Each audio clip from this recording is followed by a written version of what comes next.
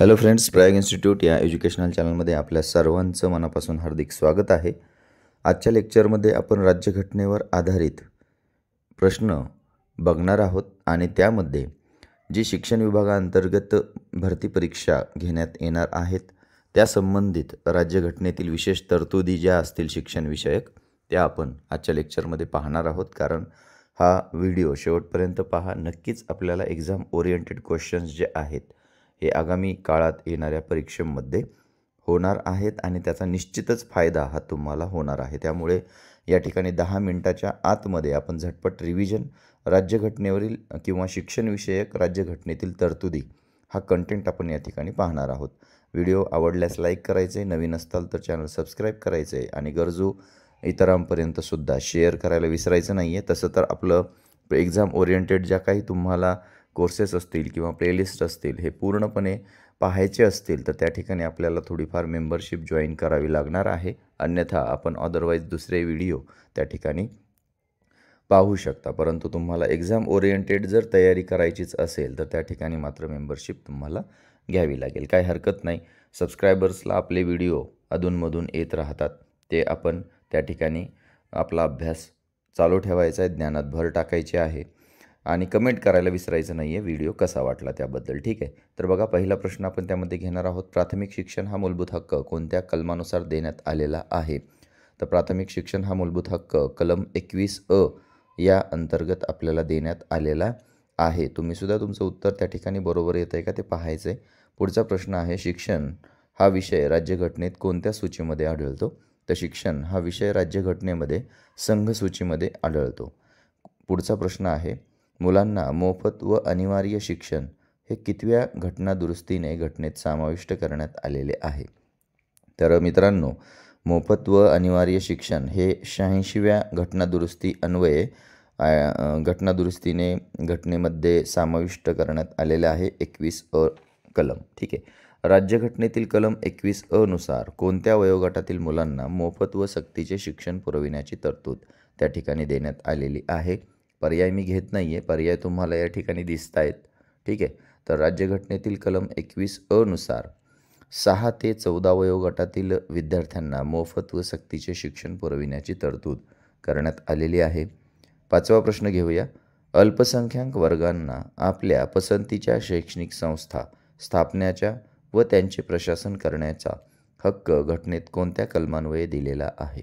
तर त्यांना कलम 30 अन्वये हा अधिकार देण्यात आलेला आहे की अल्पसंख्याक वर्ग असतील त्यांनी आपल्या पसंतीच्या शैक्षणिक संस्था स्थापन करू शकतात, त्यांचं प्रशासनही ते करू शकतात. ठीक आहे. पुढचा प्रश्न आहे, कलम 351 नुसार कोणत्या भाषेच्या विकासासाठी निर्देश देण्यात आलेले आहेत? तर यामध्ये 351 नुसार जर आपण भाषेच्या संदर्भात जर बघितलं तर हिंदी भाषेसाठी निर्देश देण्यात आलेली आहेत. प्रश्न 7वा आहे, 86वी घटनादुरुस्ती 2002 नुसार पार पडली, त्यामध्ये खालीलपैकी कोणत्या कलमात दुरुस्ती करण्यात आलेली आहे? तर कलम 21मध्ये देखील दुरुस्ती करण्यात आली, त्यामध्ये 21(अ) करण्यात आलं, कलम 51 टाकण्यात आलं कर्तव्याच्या स्वरूपात देखील आणि त्यामध्ये कलम 45 देखील त्यामध्ये टाकण्यात आलेलं आहे. म्हणजे एक वरील तिन्हीमध्ये सुद्धा या कलमांमध्ये दुरुस्ती करण्यात आलेली आहे.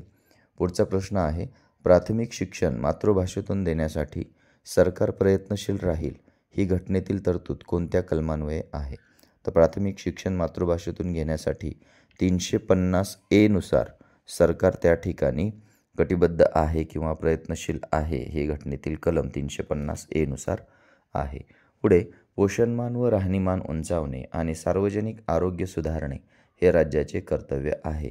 त्यामध्ये हे कलम 47 नुसार आहे. पोषणमान असेल किंवा राहणीमान उंचावणे असेल आणि सार्वजनिक आरोग्य सुधारणे असेल, या अंतर्गतच आपण एक प्रकारे शालेय पोषण आहार ही योजना त्या ठिकाणी थोडक्यात विचारात घेऊ शकतो. बालकांना मुक्त व प्रतिष्ठापूर्ण वातावरणात आपला विकास करण्यासाठी संधी व सुविधा दिल्या जातात. याकरिता 42वी घटनादुरुस्तीन्वये कलम 39 केव्हा समाविष्ट करण्यात आले? तर 39 हे जे कलम आहे 42व्या घटनादुरुस्तीनुसार ते 1976 साली ॲड करण्यात आलेली आहे. 86वी घटनादुरुस्ती केव्हा करण्यात आली?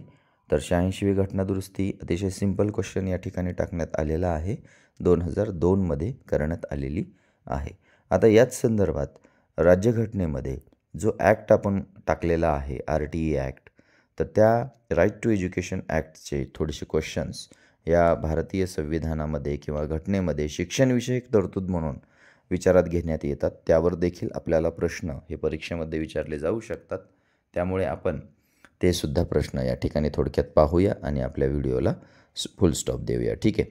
तर या घटकावरील एवढे सर्व जे प्रश्न आहेत ना, हे कंटिन्युअसली विचारले गेलेले आहेत आणि RTE ॲक्टवरील सेपरेट लेसन्ससुद्धा आपण त्या ठिकाणी बघितलेली आहेत. ते सुद्धा त्या ठिकाणी तुम्ही कवर करू शकता. परंतु त्यामध्ये महत्त्वाचे क्वेश्चन्स या ठिकाणी आपण थोडक्यात काढलेले आहेत. बघा पुढे, RTE ॲक्ट केव्हापासून अंमलात आला? तर 1 एप्रिल 2010 तो अंमलात आलेला आहे आणि RTE ॲक्ट अस्तित्वात आला तो 26 ऑगस्ट 2009 रोजी. त्यानंतर 1 एप्रिल 2010 तो अंमलात आलेला आहे, सुरुवात करण्यात आलेली आहे, लागू करण्यात आलेला आहे. पुढचा प्रश्न आहे, शिक्षण हक्क कायदा 2008 ॲक्ट 2008चा आहे, परंतु तो अस्तित्वात आला 2009मध्ये आणि लागू करण्यात आला 2010मध्ये. तर संसदेने मान्यता या 2008च्या ॲक्टला केव्हा दिलेली आहे? तर संसद ही भारतीय घटनेतील सर्वात मोठी मान्यता देणारी किंवा त्यावरती कायदा बनविणारी सर्वोच्च संस्था आहे. त्यामध्ये 4 ऑगस्ट 2009मध्ये संसदेने त्यास मान्यता दिली आणि शिक्षण हक्क कायदा 2008 हा त्या ठिकाणी पारित झालेला आहे. शिक्षण दिन केव्हापासून साजरा केला जातो? तर शिक्षण दिन जो आहे हा 11 नोव्हेंबर म्हणून आपण विचारात घेत असतो आणि मौलाना अबुल आझाद यांच्या आपण त्या ठिकाणी हा जन्मदिवस साजरा करत असतो. तर 2008मध्ये हा शिक्षण दिन त्या ठिकाणी सुरुवात करण्यात आलेला आहे. पुढचा प्रश्न आहे, RTE ॲक्टमध्ये एकूण किती कलमे आहेत? तर 39 त्यामध्ये कलमे आहेत आणि एकूण प्रकरणं 7 आहेत. पुढचा प्रश्न आहे, कलम 19 ते 28 पर्यंत प्रकरण 4मध्ये RTE ॲक्ट अंतर्गत कशाची तरतूद करण्यात आलेली आहे? आता हा थोडा डीपली क्वेश्चन आहे RTE ॲक्ट संदर्भात. तर त्यामध्ये बघा, कलम 19 ते 28 जे आहे की जे शिक्षक असतील किंवा आता आपण ज्या शिक्षण भरतीमध्ये आपण परीक्षार्थी म्हणून जाणार आहात, हे खास करून हे टीचर लोकांसाठी राहणार आहे. तर कलम 19 ते 28 पर्यंत शिक्षकांच्या जबाबदाऱ्या व शाळांच्या जबाबदाऱ्या या कलम 19 ते 28मध्ये प्रकरण 4मध्ये RTE ॲक्टमध्ये देण्यात आलेल्या आहेत. पर्यायामध्ये अभ्यासक्रम पूर्ण करणे हे प्रकरण 5व्यामध्ये तरतूद करण्यात आलेली आहे. बालहक्कांचं संरक्षण करण्यासाठी प्रकरण 6वे आहे आणि त्या ठिकाणी मातापिता यांची बालकांविषयीची शैक्षणिक कर्तव्ये जी असतील ती प्रकरण 3मध्ये टाकण्यात आलेली आहेत. पुढचा प्रश्न आहे, अनुदानित व अल्पसंख्याक संस्थांच्या बाबतीत शाळा व्यवस्थापन समिती हिचे स्वरूप कसे असेल? तर यामध्ये पर्याय दिलेली आहेत, परंतु एक महत्त्वाची गोष्ट जी आहे ही कलम 21(2) क जे आहे हे अल्पसंख्याकासाठी आहे आणि कलम 21(2) ख जे आहे हे अनुदानितसाठी आहे. म्हणजे अनुदानित संस्था असतील, अल्पसंख्याक संस्था असतील यांच्याकरिता SMC म्हणजे स्कूल मॅनेजमेंट कमिटी जे आहे त्याचं स्वरूप जे आहे हे प्रमुख नियंत्रक किंवा निर्देशक किंवा अंतिम नसून हे एक प्रकारे सल्लागार स्वरूपाचं असणार आहे फक्त. ठीक आहे. पुढचा प्रश्न आहे, शिक्षकाची कर्तव्य कोणत्या कलमान्वये करण्यात आलेली आहेत? तर RTE ॲक्ट अंतर्गत हा प्रश्न आहे की शिक्षकाची कर्तव्य कुठल्या कलमामध्ये देण्यात आलेली आहेत? तर त्यामध्ये कलम 24 यामध्ये शिक्षकाची नेमणूक, अर्हता, अटी व शर्ती ह्या देण्यात आलेल्या आहेत. तर या ठिकाणी आपण हे 18 क्वेश्चन्स जे बघितलेले आहेत हे राज्यघटनेतील आपल्या शिक्षण विभागाअंतर्गत ज्या सरळ सेवा चाचणी होणार आहेत त्या शिक्षण विभागाशी किंवा RTE ॲक्ट असेल किंवा शिक्षणाचा अधिकार या संदर्भात असतील. हे क्वेश्चन्स आपण थोडक्यात झटपट पाहिलेले आहेत. व्हिडिओ आवडला तर नक्कीच लाईक करा आणि गरजूंपर्यंत शेअर करा.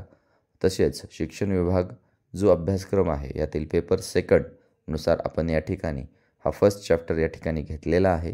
2nd, 3rd चॅप्टर असं 1 by 1 आपण या ठिकाणी घेणार आहोत. त्यामुळे जे कोणी नवीन असतील त्यांनी चॅनल सबस्क्राईब करायला विसरू नका आणि ओन्ली फॉर मेंबर्स व्हिडिओ असेल तर त्या ठिकाणी मेंबरशिप जॉईन करायला देखील विसरू नका. जेणेकरून आपल्याला उत्तमात उत्तम कंटेंट या ठिकाणी एक्झाम ओरिएंटेड सिलेबसनुसार मिळू शकेल. आणि व्हॉट्सअप ग्रुप देखील जॉईन करायला विसरू नका. त्याची लिंकसुद्धा डिस्क्रिप्शन बॉक्समध्ये देण्यात आलेली आहे. तर भेटू आपण आपल्या पुढच्या ग्रुपमध्ये, पुढच्या व्हिडिओमध्ये. तोपर्यंत have a nice day. Bye bye and thank you.